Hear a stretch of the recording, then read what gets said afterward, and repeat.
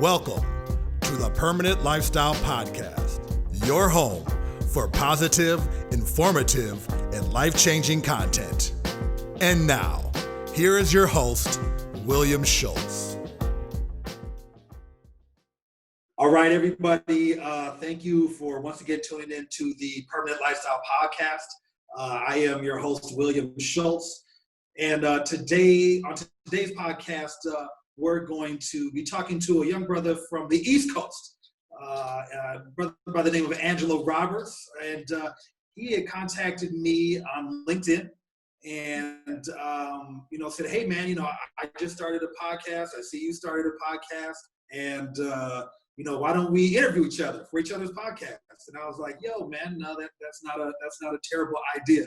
So what we did is we got in contact with each other, kind of felt each other out, and it felt like it was a good scenario for both of us. So the thing that's unique about Mr. Roberts is he is in part of an industry called the virtual assistant industry, which is an industry that not a lot of us really know about unless you're really in business. And I think it might be, maybe, correct me if I'm wrong, it's kind of a newer industry, or is this something that's been around a while? I mean, it's still very new relatively when you think of industries. It's a 2000s industry, I'd say, roughly, 1999-ish. I actually did a small amount of research on it. I believe in like 1997 or 1998 or something like that. The term virtual assistant was coined when this lady was an assistant over the phone. She just kind of took notes and did a lot of things over the phone. So then from there, as the internet emerged, virtual assisting started, booming, because communication was able to be done over the internet. And that's really the basis of what virtual assisting is. It's just internet communication. So it's definitely new and very much a niche kind of thing. So unless you're probably in like the Silicon Valley area, you probably aren't huge, or maybe even New York. Like unless you're in the metropolitan area, probably not big on knowing what a virtual assistant is.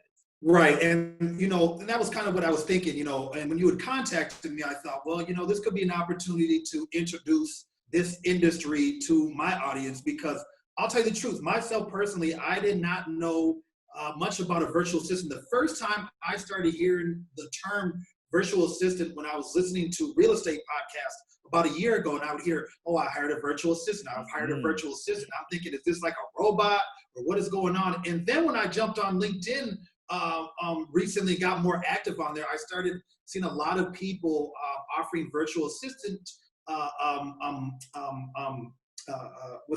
virtual assistants. Yeah. So I found out kind of what it was. So when you contacted me, I was like, this is a great opportunity to kind of talk about this industry and let people know that this is out there, because as you obviously know, the world is moving at such a fast pace, and we all have so much going on with family, with businesses, with side hustles, with TV shows and distractions. Sometimes you need somebody that can come in and help take something off your plate. Is that a fair statement? It is. It's really why I even got into this business, because I, being young and in this particular predicament, I'm a number two kind of person. You just grow up being the person that watches the assistant, the person that runs and gets coffee, and growing up in an age of technology where you're the coffee runner, you're just trying to give people that extra hand. When you're able to do it in a way on your own terms, virtually, such as like we're meeting right now, if this was a regular meeting conference, you're still able to execute that same thing. So it's really predicated on just helping other small businesses, because everyone needs that help, but not everyone can afford to maybe bring someone in full time. So it's a really great balance. Absolutely. Well, I want to thank you for being on the show today, Angelo. And so just for you guys, so we'll touch this again later on in the show.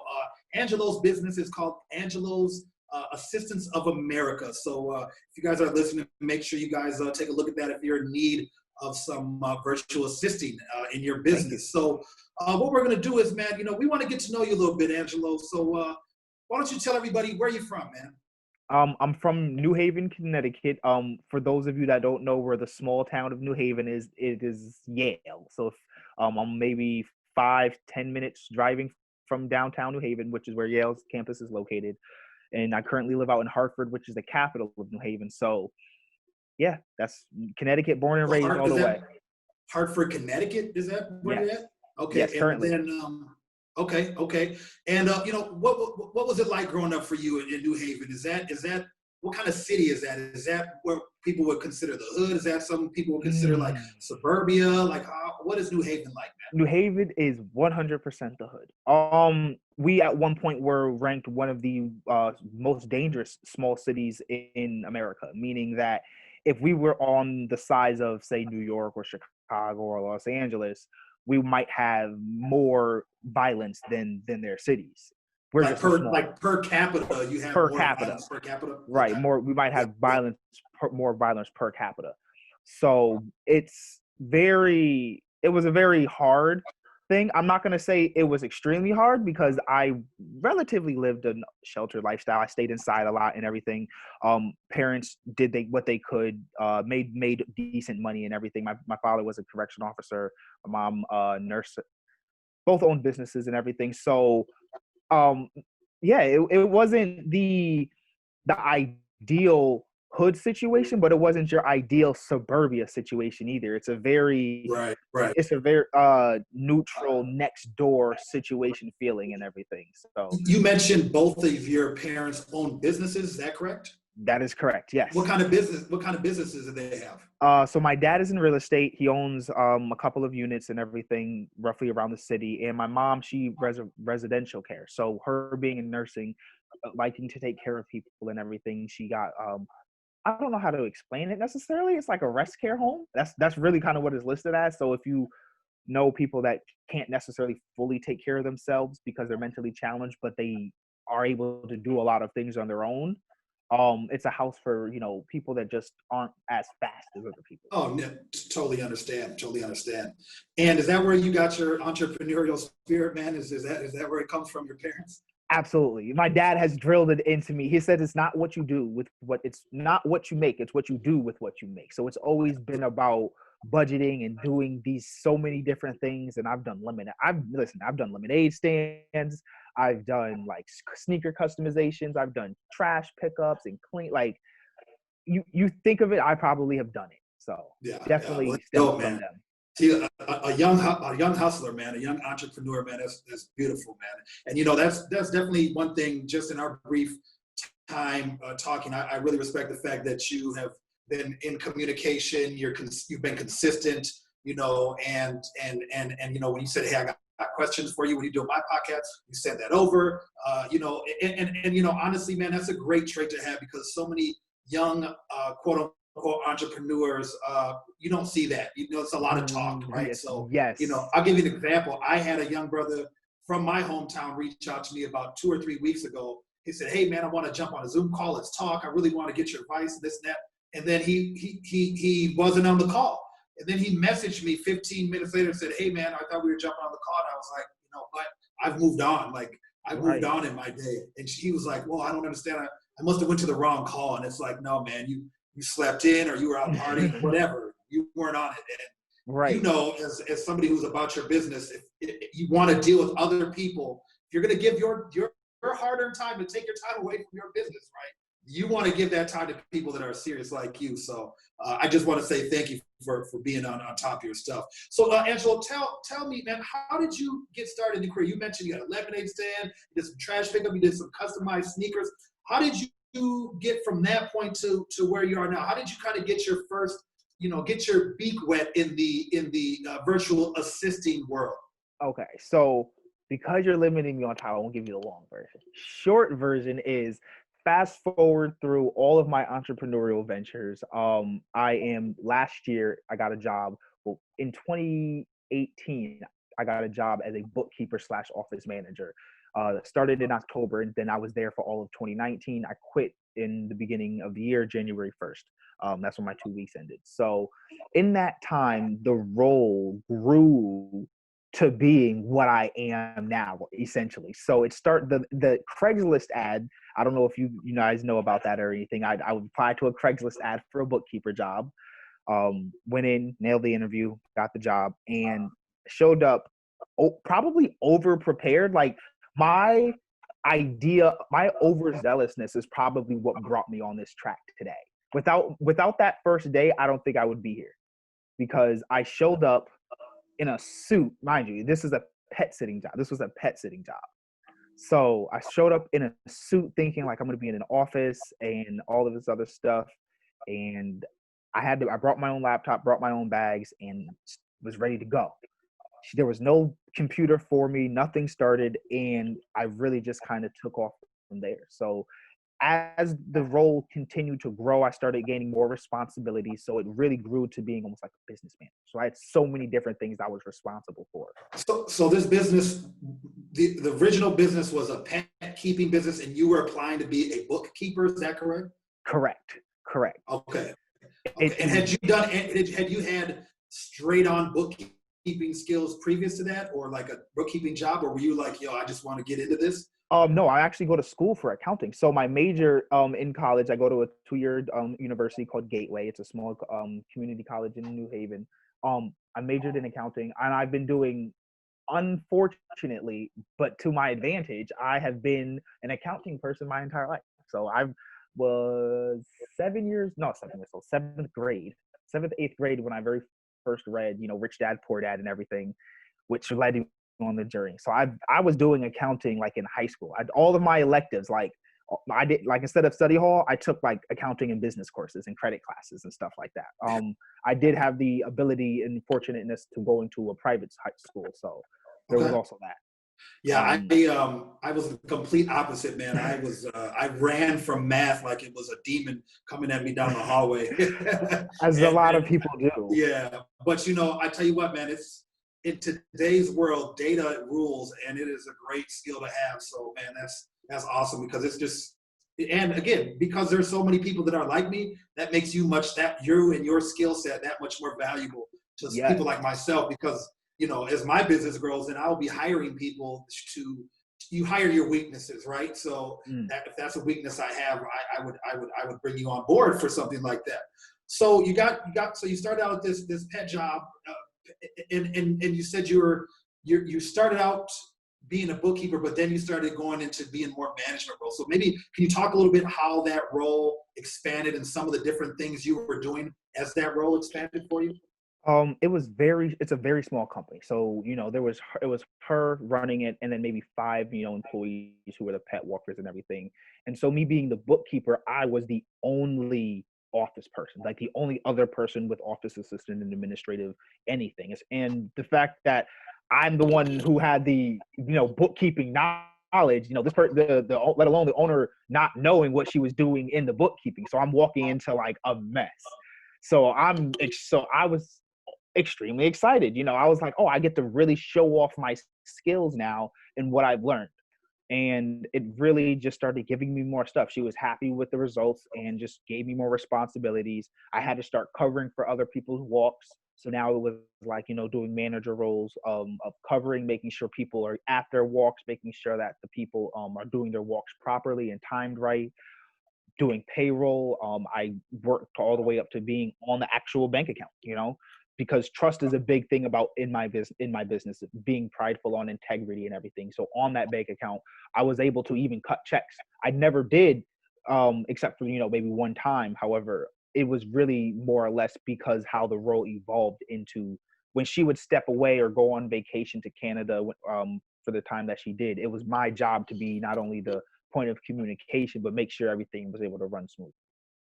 I think something that's important too is that, a lot of people shy away from trying to chase their goals and their dreams and their aspirations because there's not a direct path. And something that I talk about a lot is that the path to success is filled with twists and turns, ups and downs. And here you are, you start out as, hey, I'm applying for an accounting job at a pet place. I'm sure subconsciously you're an ambitious person, so you always had ambitions to do more. But in and of itself, it's like, I'm just here to, do bookkeeping, right? And then this thing evolves to the point where a little over a year later, now you're starting your own business. And I think it's important for people listening and watching to understand that the path to success isn't exactly what you think it's going to be all the time. Mm-hmm. Sometimes you start in one place with a whole mindset that's completely different from where you Completely. might end up. And I think it's important for people to know that. So I want to, Angela, I want to touch on your industry as a whole. Let's talk about virtual assistants and what they are. So, in a nutshell, tell me and tell the audience, what is a virtual assistant? Ah, that's one of the hard things is people love to ask that. So I love to say we are your administrative assistant. Think of whatever your idea of what an administrative assistant does. So whether they're responding to emails, whether you think of, the young lady that, whenever you watch a movie, oh, he'll be with you in a moment. Please hold, he's booked right now. Whatever you think of what that person does or any administrative assistant does, if they were not physically there, would they still be able to do their jobs?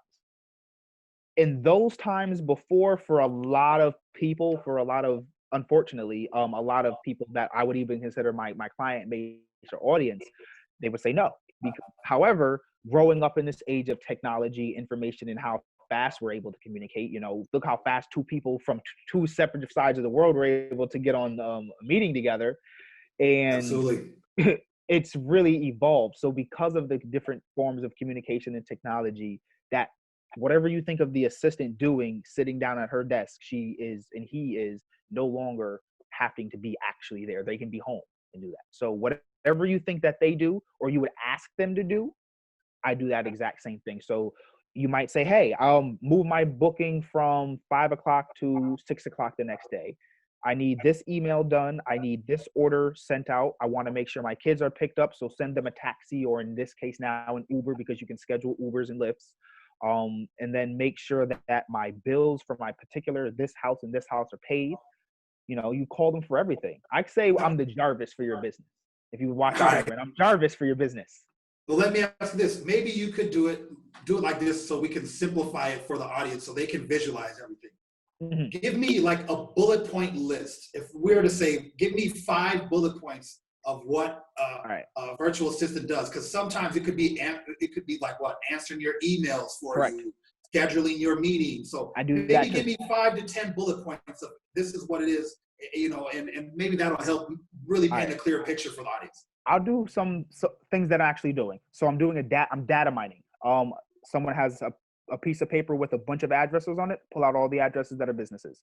I'm doing return emailing, making sure that clients get thank you emails, making sure that emails are getting sent out so schedules can get set up for scheduling, booking appointments, booking for people to meet like this. So say this was a big person, me and you would have met because I scheduled that appointment. I would have reached out to you. Answering phones. This lady reached out to me saying she's starting a new business and says she needs someone to get customer service done, replying to Instagram, getting social media done. I also can do website setups, website maintenance. If you can think of it and it can be done on the computer, I can do it. If it can be done on your computer, I can do it because of my software. I'm able to access your computer. So as long as I have access, to your computer, I can do whatever you need me to do that you would do on your computer. Why do you think that this industry has grown so much over the years? Is it the technology? People are Is lazy. it how busy people are? Is it a combination of People things? are What do you think? lazy. A combination of people being busy, and the biggest one is people lazy. People pay for anything in America, and that's really the basis of it. You can Kind of like people are willing to spend money for time, but what spend they money for do. So I'll time. give you an example. For me, I recently hired somebody to clean my house, but it's so I can get 3 hours, 6 hours a month back, so I can work. So Yes. for those 6 hours, I'm not sitting on my ass watching Game of Thrones and Tiger King, right? What I'm doing is like literally working, right? And what you're saying is some people just got more money than they have ambition, right? So they might want to watch Tiger King and go fishing, and they can hire someone like yourself that can come in and do virtual tasks for them. Is that correct? Yes. Or even in your situation where you might want to work, you might want to get extra time to work because you just need extra things done. So it can work either way. Your 6 hours of free time is what you choose to do with it. Whether you choose to mentally heal, physically heal, go harder on your work, tend to your kids, make sure that you take your wife out on a date. Your 6 hours are your 6 hours, but you got your 6 hours back. And that's what is really more valuable to you than anything, is that those 6 hours. Yeah, for me, having that 6 hours to do all of those things except cleaning is more important to me, and because it's just for me, cleaning doesn't do anything therapeutically. It doesn't do anything for me, for my business and my family. So if I can afford the ability to pawn that off, I do that. So let me ask you this: so can you be somebody's virtual assistant in a different part of the world then? Yes. It takes a dedicated virtual assistant. Now, let me make that clear. You can, that's that because that's me. I'm going to be a virtual assistant in a different part of the world. I am a world traveler. I love to travel. I go across the countries. And so that's what I really would like to do, and one of the reasons I started this business. So it does take a dedicated virtual assistant because you're gonna have to work against time zones depending on who your clients and where your clients are. But if you do decide to go worldwide, no matter what, no matter where you are, you're gonna have to face those time zone differences. So I Right. mean, So let me ask you this: like, I'm here, I'm in Minnesota, you're in Connecticut, and I call you up and I say, hey, I'm looking for some help because I need somebody to manage my social media because I'm just getting overwhelmed with that. Is that something that can be done? yes, it is. It depends on the person's budget. Obviously, the first thing I'd ask them is, are they managing their platforms with a social media tool? I actually wrote an article about different apps and tools that can help you go virtual for your own self, for your own business and everything. So I Yeah. always act to ask, are you posting on each platform individually, natively, or do you have a social media manager tool where you can post all from one place at the same time? And Yeah. then from Yeah. there, I can either manage that, or I can do what you do. I can just take over and do what you do. Now, I always say get a platform because it's going to cost. However, you'll save time on using me because I'm not going to be wasting my time posting directly. Sure. Sure.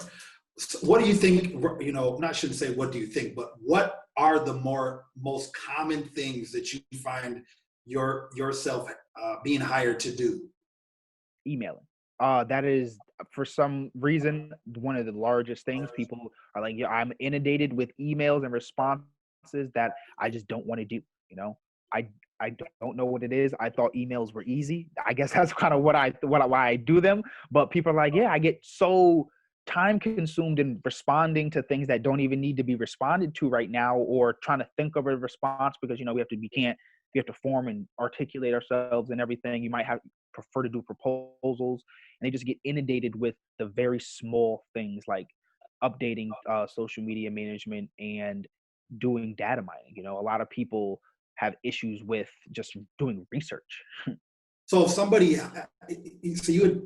hires you to answer their emails for them, are you completely left on your own to answer those emails, or you have to run it by them first? I mean, how do you decipher between what emails you're going to answer, what's supposed to be said? How does that work?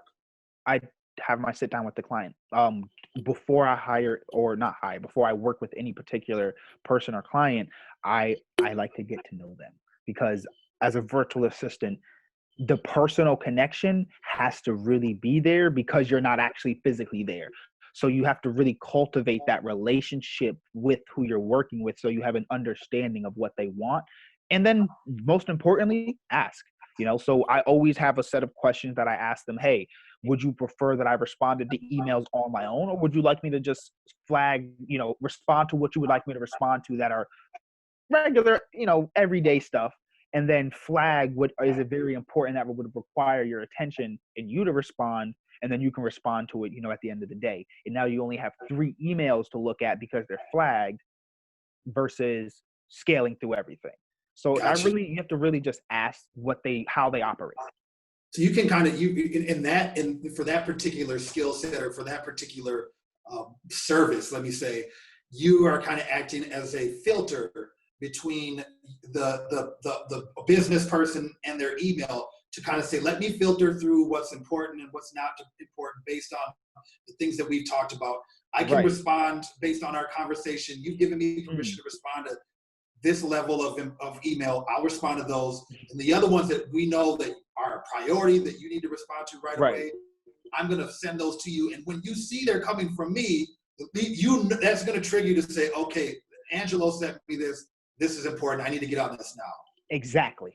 So Okay. Okay. it literally makes it so if you had, time in your day where you're like, okay, I'm not sitting here responding to emails and thinking about what has to be done and what I should reply to now or later. You had, say, that can be a 3-hour job. I don't know if you know that.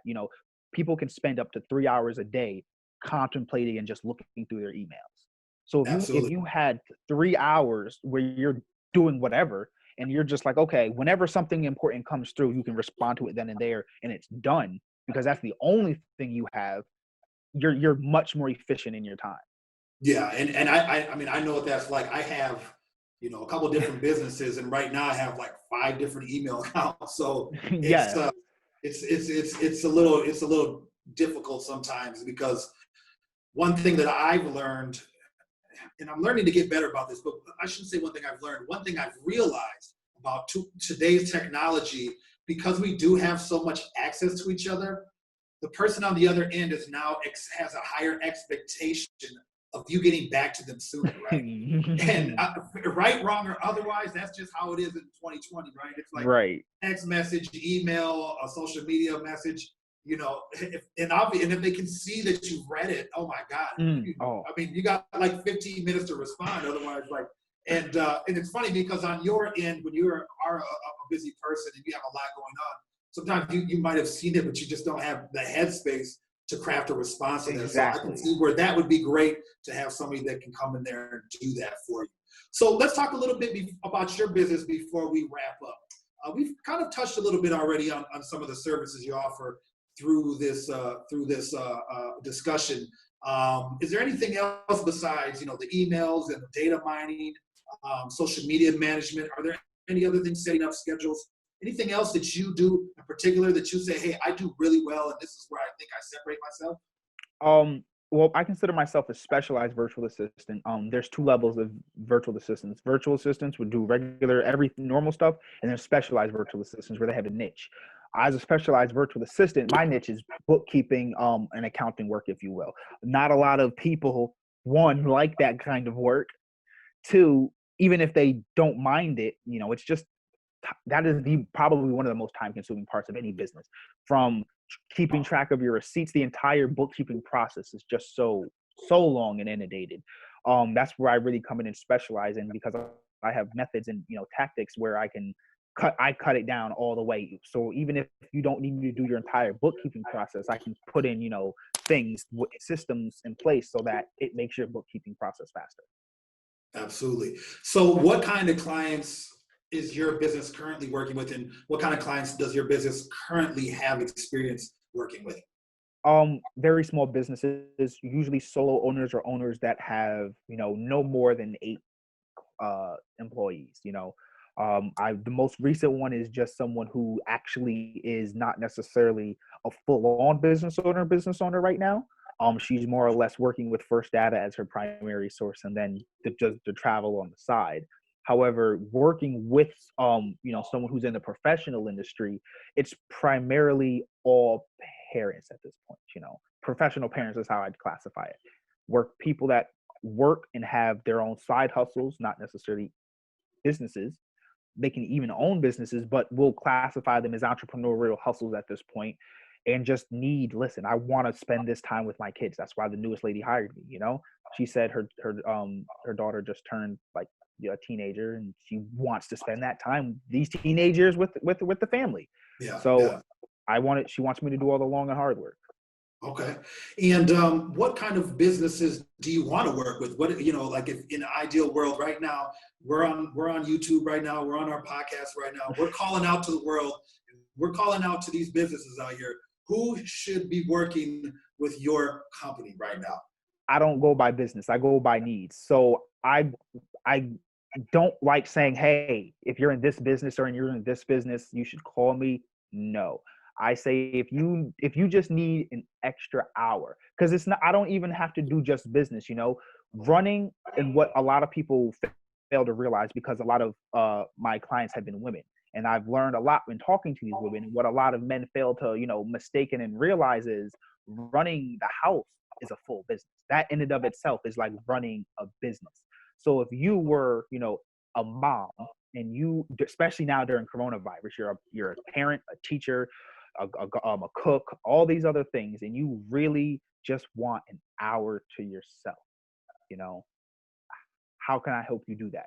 I'll make sure the bills get paid. You know, I'll make sure that everything is all set up so that when the kids when the kids do go back to school and everything, or camp, I don't know which comes first, they can get picked up in an Uber and you have an hour to yourself every day instead of doing that. Because that's really who needs my services. The people that are like, yo, I just need an extra hour in my day where I can either relax, work out, or work. Okay. All right. And if somebody wants to get in contact with you about your services, how can they get in contact with you, man? SVAofamerica.com. Simply as SVA? SVA. S as in special, V as in virtual, A as in assistant, at ofamerica.com.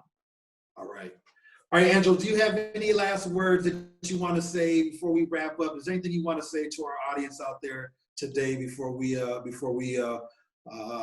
pull the plug on this interview here? Absolutely. Thank you guys for having me. I love just talking. I love being interviewed. This is my first interview, so I appreciate you guys hosting and me giving my first interview on this podcast. So I appreciate you guys so much. Shout out Minnesota. Well, man, hey, I appreciate you coming on and reaching out to me. This was a great idea, and I definitely think, man, your future is bright. I really respect your hustle, your grind, and your consistency, man. So, and I think we met through Gary Vee, right? That was it. Yes, it is. Yeah. So, to anybody out there who's not listening to Gary Vee, go listen to Gary Vee. Get on it, man. Right? Get on it, right? That's I don't think we wouldn't be talking right now if it wasn't for that man, correct? Probably not. Maybe not. Yeah, I probably wouldn't even be going hard as I am right now without listening to Gary Vee. I would not be going this hard, probably. Yeah. We're all our own little Gary Vee cult, you guys. So why don't you go ahead and join it? And hey, we're trying to start our own little subsets of that by creating our own content. So, Angelo, I want to thank you again for coming on today. It was a pleasure having you. Before we go, we are recording on Mother's Day, so I just want to send a shout out to all the mothers out there. I hope you have a beautiful day today. I hope you enjoy your time with your families. Hey, and we will talk to you guys later down the road. Thank you.